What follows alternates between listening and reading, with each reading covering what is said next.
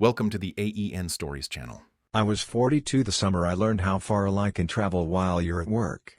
We live on a little cul-de-sac where the mailbox is lean and the lawns are competitive in that quiet suburban way.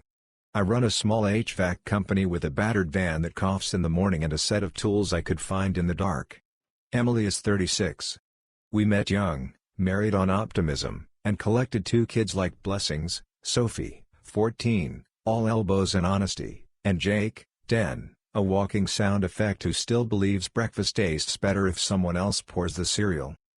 It was a Tuesday, the kind that stacks jobs like plates. I came home early because a part didn't show and my guys could handle the rest. The house was empty. Emily was at Pilates, Sophie at a friend's, Jake running around the block on his scooter, which he swears is exercise. The kitchen was the usual, mail we didn't need, a grocery list that had stayed in the plan stage, a water glass with a ring. I remembered the old tablet we kept for the kids on the top shelf of the pantry, the one with a cracked corner and stickers of dinosaurs. Jake had been asking to play a baseball game we downloaded back when we were still a family that tried to limit screen time to a neat half hour that never stayed neat. I pulled it down. The protective case peeled away like a scab. When it lit up, it was like opening a shoebox and finding somebody else's shoes. Emily never wiped her apps when she upgraded, said she'd get to it. I tapped the mail icon to clear the notifications. That's the only reason I saw them. Or that's what I tell myself when I want to feel like I didn't go looking. 24 messages in a thread just called next door. The icon was a photo cropped so tight you had to know the jawline to recognize it. I did. Nate. He lives 3 houses down with a grill he polishes like a trophy and a driveway he power washes for sport. Married to a woman named Kelsey who posts about charcuterie boards like it's a job. He's the guy who borrows your ladder and brings it back cleaner. The first message was harmless, thanks for the recommendation on the electrician, and then it slid. Can't stop thinking about last night. When can you sneak away? He gone? A photo I did not want to see and will have in my head even when other memories fade. They were heart emojis and the kind of jokes people tell when the world they're building can't stand daylight. I sat at the table with the tablet heavy in my hands and the air doing the thing where it shrinks. My first thought wasn't righteous. It was logistical. Where? When? Who knew? How long had I been the guy in the photo with a blurred face, the background character in someone else's joke? I stood up, set the tablet down, and walked to the sink because that's what you do when your hands need an assignment. I ran water over a plate that didn't need washing. The noise helped. A car door slammed outside. Jake tumbled in with a red face and a story about a neighbor's cat that looked like it was judging him. "Can I play on the tablet?" he asked, and I had to swallow and say, "Not right now, bud," in a voice that didn't match my face. He cocked his head the way kids do when they sense the weather inside the house has changed. It would have been easy to explode. To go to the garage and find the words we keep in a locked drawer and throw them around. To text Nate something that would slash a tire with letters. To tell the kids in a voice that would haunt them. I didn't. It wasn't my virtue, it was my fear. I didn't want to drop a bomb and then spend the next decade picking shrapnel out of my children's sentences. I called Emily. Straight to voicemail. I texted, "Need you home at 6. Important family talk." Then I texted Nate, "Come to my place at 6 with Kelsey. Front yard. It concerns you both." I watched the dots appear and disappear. "We're busy," he wrote. "Make time," I replied. "Or I'll walk over." I called Emily's parents. They live 15 minutes away in a house that smells like lemon cleaner and opinions. Her mother, Janice, answered on the first ring like she'd been waiting for a reason. "We were just about to eat." "I need you both here at 6, I said. "It's important." "Is Emily okay?" she asked, suspicion sliding under worry. "We'll talk at 6. Parents know. Or they pretend they don't until the furniture moves. "We'll be there," she said. Her father, Frank, is a quiet man with hands like fence posts. He taught me how to tie a proper bowline and how to know when the lawnmower is faking. He doesn't speak unless you need him to. At 5:52, I dragged 2 folding chairs into the yard and set them next to the oak. I told the kids we were having a neighborhood meeting. Sophie narrowed her eyes. "What's going on?" she asked, not wasting time. Do we have to move? Just be here, I said. Please. Emily pulled up at 6:01, a minute late in the way she always is, like she refuses to confirm a clock's authority. She opened the door with a smile that didn't survive first contact with my face. What's? Sit, I said, and nodded to a chair. She didn't. She stood with her bag on her shoulder like she might run. The hum of our street changed.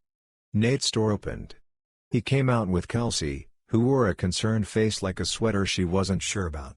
Janice and Frank pulled up and parked crooked. Janice walked fast, hair sprayed into a helmet, lips thin. Frank followed, hands in pockets like a man who knows how to watch a fire. Our kids were there. So were other kids, half noticing, half chasing a soccer ball. Our neighbor across the street watered his lawn while pretending not to stare. It was public and private at once, the way you can feel when you fight at a restaurant and the waiter keeps refilling your water like a metronome. I spoke without writing my speech down, which is not how I do things. I found messages, I said, and my voice surprised me by not cracking. On the old tablet. Between Emily and Nate. Kelsey's face did something complicated, hurt, calculation, rage, then a quick vacuum like she was pulling it all back in. Nate swallowed. Emily went still. James, she said, using the tone you use when someone else is out of line. This is not. It's exactly what it looks like, I said, and turned the tablet so the light hit the glass. I didn't shove it in anyone's face. I didn't read out loud. I let the weight of what it was do the work. Janice recovered first. You had no right, she snapped, stepping forward. Going through her things, making a scene, dragging us out here?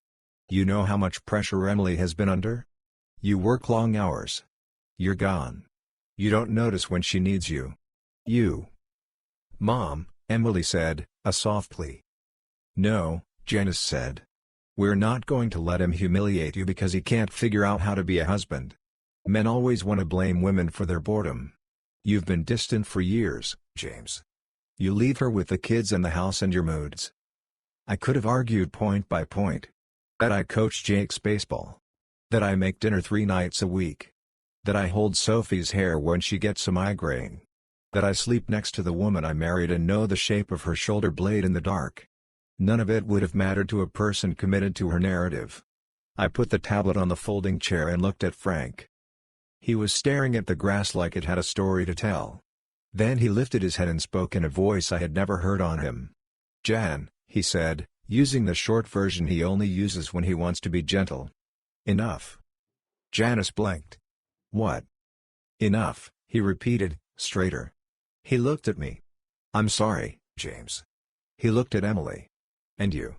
Then he looked at his wife and did the bravest thing I've ever seen a person do without raising his voice. He told the truth we'd all been living around. I've watched this before, he said. In our house.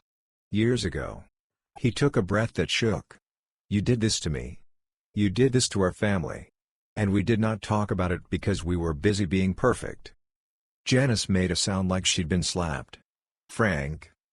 You had a friend from work, he continued, not looking at her now, eyes on Emily like he was talking to the younger version of his wife. You said it was nothing. You said I was cold and gone and didn't see you. Maybe I was. Maybe I wasn't enough sometimes. But it was not my fault you stepped out. It wasn't our kid's fault. It wasn't anyone's but yours. We patched it. We plastered it over. I stayed. You kept your crown. But it happened. The block went quiet. Even the sprinklers picked a different time to hiss. Emily looked at her father like he'd opened a window in a house she'd thought was sealed. Janice's face cracked. How dare you, she whispered. You swore. I swore to protect you, he said, finally turning to her, and I did. For 30 years. But I will not protect the lie that breaks my granddaughter. Sophie had been standing near the mailbox, arms crossed, a teenager's armor. Now she stepped forward. She looked at Emily the way only a child can look at a parent, directly, as if any bend in the gaze would be mercy. Is it true? She asked. No theatrics. No speeches. Just a girl asking the person who taught her not to lie whether the rules were optional. Emily's mouth opened and closed. She looked at me, And I wanted to help her and I wanted to be far away from her forever. She looked at Nate, which was a mistake. Kelsey saw it and made a sound I hope I never hear again from a human being. Nate reached out like he could make it better with a gesture, and Kelsey recoiled like she'd been touched by an open flame. "It was a mistake," Emily said finally, voice small. "It didn't mean—" "Stop," Sophie said, louder than I've ever heard her. "Stop telling me words that make it not real. I saw the messages." She gestured toward the chair, toward the device that had taught her to draw and shown her 1,000 videos of dogs doing human things. "You used our tablet." Emily flinched like she'd been hit. I wasn't thinking." "You weren't thinking about us," Sophie said. "You weren't thinking about me. Or Jake." She turned to me with a face so angry and so broken it made something in my ribs give way. "I don't believe you anymore," she told her mother, not looking back. "Not about anything." Jake came up beside her like a shadow, eyes wet and wild. "Are we in trouble?" he asked no one and everyone. I crouched and put my hand on his cheek. "You're not in trouble," I said. "You are the opposite of trouble. You are the reason we're going to make this okay." Janice started to cry then. It wasn't pretty. "You're humiliating me," she told Frank, and even mid-collapse, she made it about the stage, about the audience. In front of the neighbors. "You humiliated me 30 years ago," Frank said, not unkindly. "We called it something else because we liked our furniture. We liked our holiday photos. We liked being the family other families looked at when they needed a template." Nate found his voice. "Look, man," he said to me, palms up, the universal posture of a guy who wants to pretend he's reasonable. "This is between adults. We got caught up. Emily and I." Kelsey slapped him. It was small, not one of those TV slaps. Just the right amount to say I know you now. Then she turned to me. "I am so sorry," she said. "For all of us." Her eyes were bright and clear and aimed like arrows. "We're done," she told Nate. "You don't live in my house anymore." She turned on her heel and walked down the sidewalk with the kind of back you get when you stop lifting someone else's weight. I didn't grandstand. People think you'll feel vindicated in a moment like that. You don't. You feel like you're watching a car slide off a road you drive every day. You feel helpless and old. I picked up the tablet and put it back on the shelf where I'd found it, like that could undo something. "Go inside," I told the kids. "Please. I'll be in a minute." Sophie hesitated. "Are you coming?" she asked, glancing at Emily the way a child does when they're adjusting labels in their head. "Mom. Dad. Neighbor. Stranger." "I'll be right there," I said. Emily reached for her. "Sophie, honey." "Don't," Sophie said, so sharp it cut. They went in. The door clicked in a way I've heard 1,000 times. I turned to Janice. "I'm sorry your secrets are in the yard now," I said. "Mine are too. But I won't let mine sit on the couch and tell my kids bedtime stories." Janice was shaking. "You don't get to judge me," she said. "I don't," I agreed. "But I get to judge myself. And I'm going to do better by them than this." Emily started to cry. Not the tears of getting caught. The ones you cry when the scaffolding collapses and you're left on the stage without lines. "I'm sorry," she said, and it wasn't enough, but it was something true. "Leave," I said, quietly. "For tonight. Go to your mother's. Or anywhere else. We'll talk tomorrow. We'll figure the logistics. But not in front of them. Not right now." Frank nodded like a referee who agreed with the call. He put a hand on Emily's shoulder. "I'll drive you," he said. Janice stepped forward, offended, then thought better of whatever drama she had packed and retreated a half step. "I can drive my own daughter," she said, small. "I'm going with her," Frank said, and the pronoun was heavy. They left. Nate was gone, chasing his own storm. The lawn looked like a stage after a summer musical, the props still out, the audience already home, the actors unsure where to stand. Inside, Sophie was on the stairs with Jake pressed against her. She looked like a very young mother or a very old child. I sat on the bottom step. "We're going to be okay," I said. "That's not a slogan. That's a plan." "What's the plan?" Sophie asked, because she does not accept bumper stickers as answers. Tonight, pizza and a dumb movie and everyone sleeps in the same air. Tomorrow, I call a lawyer. We make sure you're both safe and heard. We tell school what they need to know. We don't make you be adults. You get to be kids. I don't feel like a kid, she said. I know, I said. You don't have to perform it. Jake peered around her. Can we still go to the water park Saturday?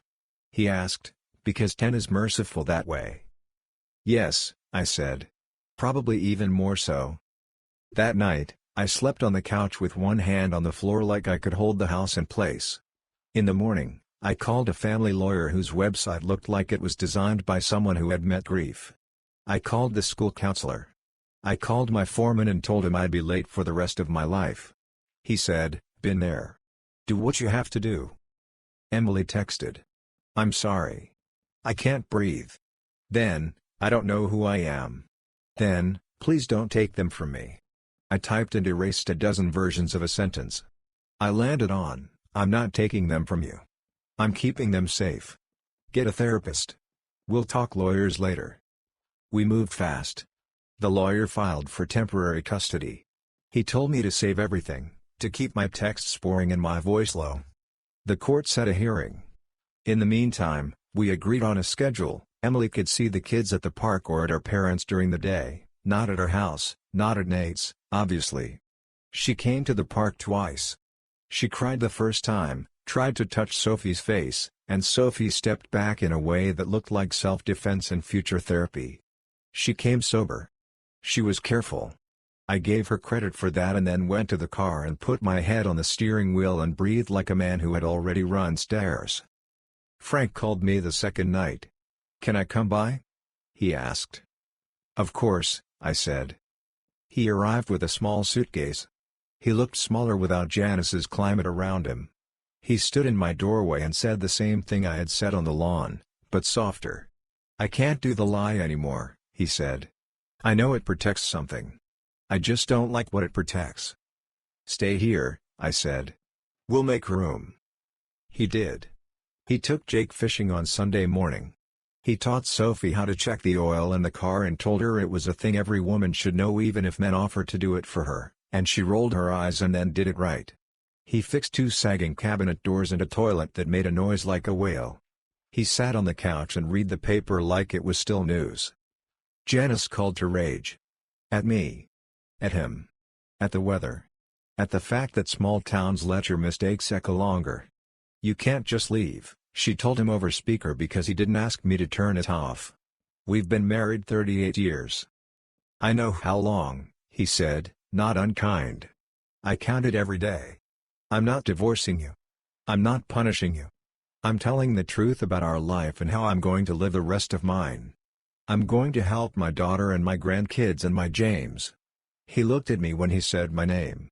It made me feel like I'd been adopted by the part of the family that remains after an explosion. The hearing was 3 weeks later.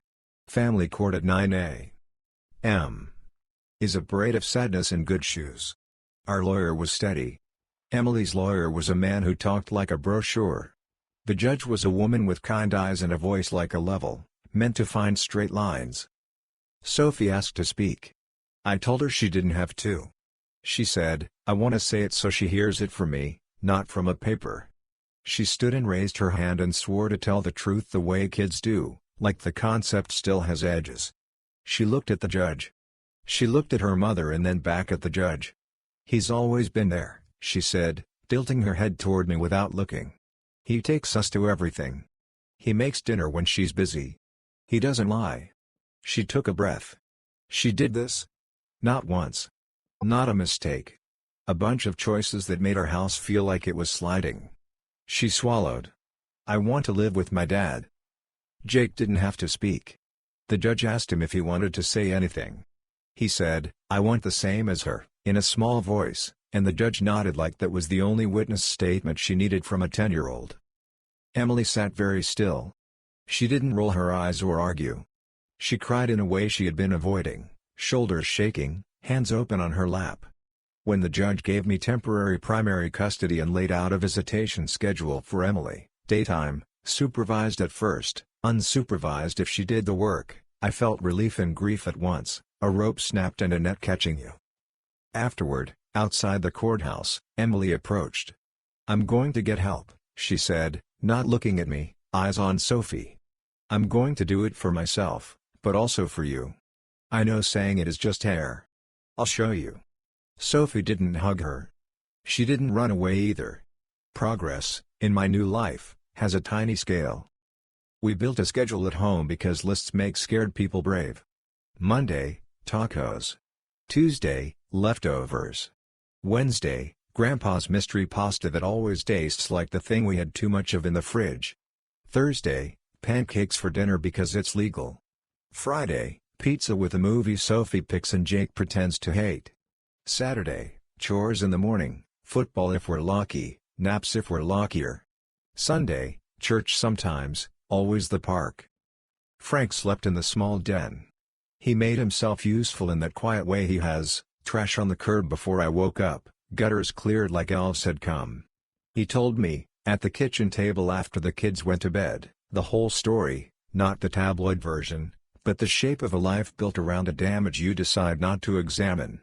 "I thought we were keeping the kids safe," he said. "Maybe we were, in some ways. But we also taught them that image matters more than the rut behind it." He looked at me with an apology he didn't owe. "I won't do that again. Not if I can help it." Sophie and Emily saw each other twice a week at first, in the supervised room with soft chairs and posters that tell you to use your words. Then, after 2 clean tests and a handful of group meetings, they walked around the duck pond without a chaperone. Sophie came home and put her backpack down hard and said, she was normal for 40 minutes, like a field report. "That's something," I said. "Yeah," she said, grudging. "That's something." Kelsey sold her house. I watched the for sale sign go up. I watched it come down with a smaller sign that said under contract. Nate didn't wave anymore. He moved into a rental across town. Who knows what he tells himself in his quieter hours? It's not my business anymore. I wave at Kelsey when I see her. She waves back like a person who discovered a muscle she didn't know she had and is still sore. Janice stayed in her house with the lemon cleaner and the perfect cushions. We see her less. When we do, she's careful with Sophie, who is careful back. Janice brings a casserole like she's reaching for a language she used to speak fluently. Frank goes over once a week for coffee and history. He doesn't sleep there. He doesn't apologize on loop. He lives here. He fixes what he can reach. He has started laughing at Jake's terrible puns. It sounds like a man putting his spine back in. One night, months later, after a school concert where Jake played the recorder with a face that said "Please let this be over," we came home to a quiet house. Sophie went to her room and texted at a speed I'm sure would violate some airline regulation. Jake fell asleep facing the wrong way on his bed. Frank sat at the table and unfolded the paper. I made tea like a person who thinks he can become someone else one beverage at a time. Emily called. "Can I come by?" she asked. "Just to drop something." I said yes because no is a necessary word but not a weapon. She came with a small box. Inside were photos I had forgotten, our wedding, me with hair, her with a smile that didn't yet know grief. The kids as babies, fat and helpless and always reaching for the camera because their parents were there. She set it on the counter. "I'm at 90 days, she said. "Of being honest." She didn't say sober. She didn't say recovered. She said the word that mattered. I nodded. "I'm proud of you," I said. It didn't cost me anything. It gave her something. "Can I say hi to the kids?" she asked. "Sophie's in her room," I said. "Jake's asleep. I don't wake him for anything but fire." She smiled at that, a real one, then stood at the base of the stairs and said, "Sophie?" Not too loud. Not demanding. Just a named question.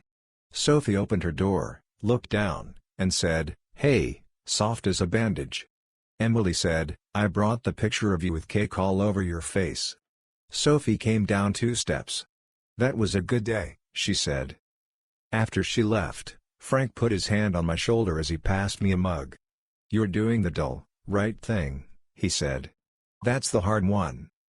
Sophie came into the kitchen, leaned against the counter, and looked at me the way she looks at math problems she's already solved. "I want to live with you," she said, not like a pronouncement but like a reminder. "I know," I said. "It's in the order." She smirked. "I mean in the sentence sense," she said. "I want that to be the order of things." I laughed. "Me too." The thing about a house after a war is that you clean it the same way you did before, dishes, floors, laundry, but it feels like proof instead of a chore. Proof that we're still here. Proof that grime can be moved. Proof that you can set a table for 3 and then 4 when a man with fence post hands sits down with you and says grace without making it theatrical. On Saturdays, I drive the van and come home smelling like other people's dust. Sophie rolls her eyes at Jake and then plays cards with him because no one else will. Frank reads the sports section out loud and mispronounces names on purpose to make them laugh. Sometimes Emily comes by and sits on the steps. Sometimes she doesn't. Sometimes she sends a text that just says, "Still telling the truth," and I send back a thumbs up because I'm learning there are days when 1 pixel is the right size. People ask how we're doing because that's what decent people do. I say we're okay, and mean it, but the way you mean a garden in fall, you know what was lost, you know what can come back, you know the work is both. They ask about Janice and Frank and I say it's complicated, because that's the truth most days. They ask if I hate Nate and I say not enough to waste time on it. They ask if I'll ever forgive Emily and I say, I'm building something that doesn't need that word to stand. Sometimes that's wise. Sometimes it's just not time yet. When I think back to the yard, to the folding chairs and the oak and the way a family can snap open and shut in the same hour, I don't feel triumphant. I feel tired, and also clear. The lie that saves your face will drown your kids. The truth that ruins your afternoon might save their nights. If there's a moral, it's not a clever one. Keep the devices clean. Keep your voice low. Keep the list on the fridge. Keep the door locks checked and the back door cracked when the weather's good. Keep the rice in the pantry. Keep the lawyer's number where you can find it. Keep an extra pillow in the den for the grandpa who decides to be a man again.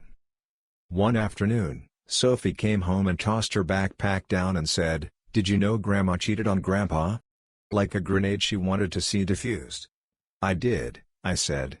"Now I do twice." She considered that. "It makes me feel less insane," she said. "Like I'm not the only one whose house had secret rules nobody wrote down." "You're not," I said. "Nobody is." She nodded. "Okay," she said. Then, we still going to the water park Saturday? 10 has a way of sticking around inside 14. "Yeah," I said. "We're going." She smiled. "Good. I already told Jake we're racing down the slide and he said he's not racing because he'll win." That Saturday, at the top of the slide, Sophie looked at me like she was taking a mental picture, the kind you don't lose when your tablet breaks. "Ready?" she asked. "Always," I said, and pushed off. We went down fast, screaming because we could. At the bottom, we came up sputtering, laughing, blinking water out of our eyes, the kind of laugh that hurts your ribs and makes strangers glance over and smile because joy is contagious, and some afternoons you're allowed to catch it. Thank you for listening my story. If you want more raw, real, and gripping stories like this one, subscribe to the AEN Stories channel. Your support keeps these stories alive.